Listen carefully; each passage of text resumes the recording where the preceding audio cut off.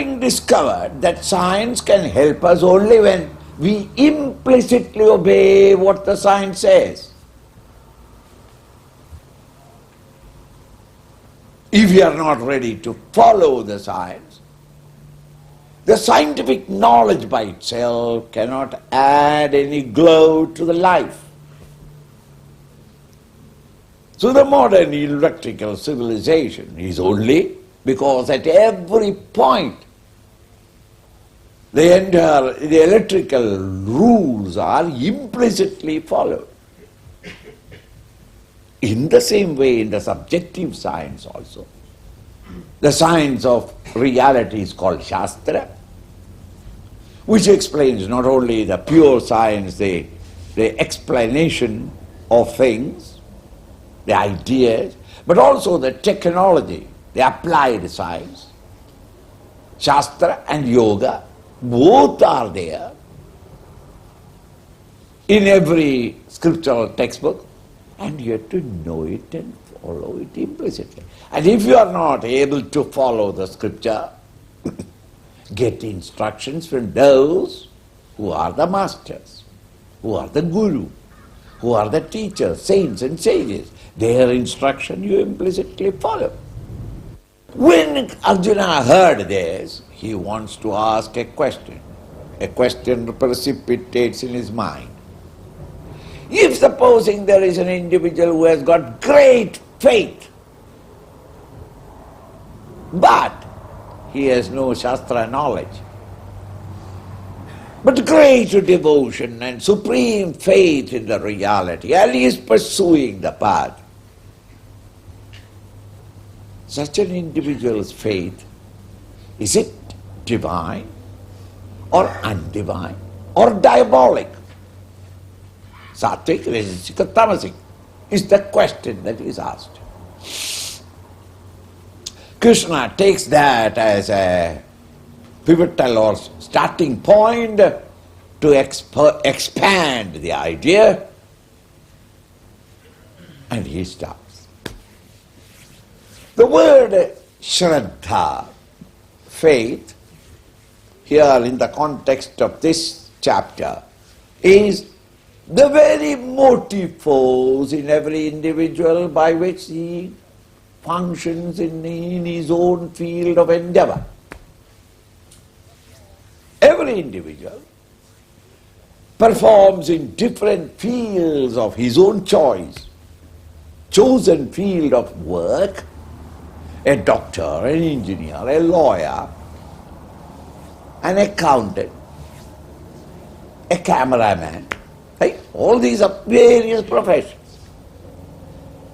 Now in each of the profession, the functioning, the performance will depend upon, certainly, his thoughts and emotions.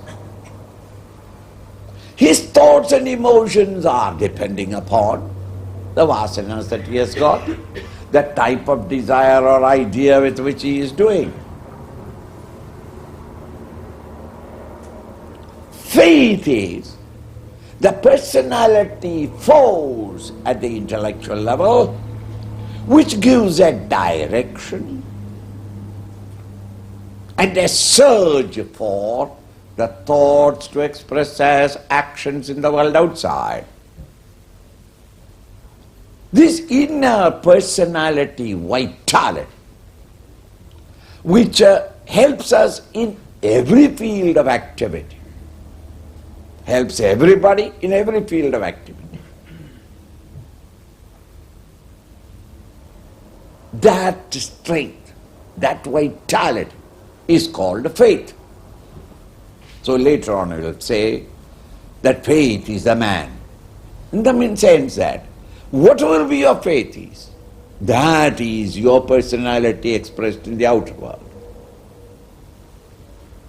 Earlier in the 14th chapter, Krishna has also said that those who are with great faith comes to me, not that I give them the result, no. I give them more and more faith in that field of or channel of pursuit, and with the strength of that faith, he reaches his goal or he gains what he desires. So the faith here in this context, here in this section of the Gita, is essentially the values of life that you live, the quality of dynamism at the intellectual level, which gives the upthrust for any individual to achieve in any field of endeavor.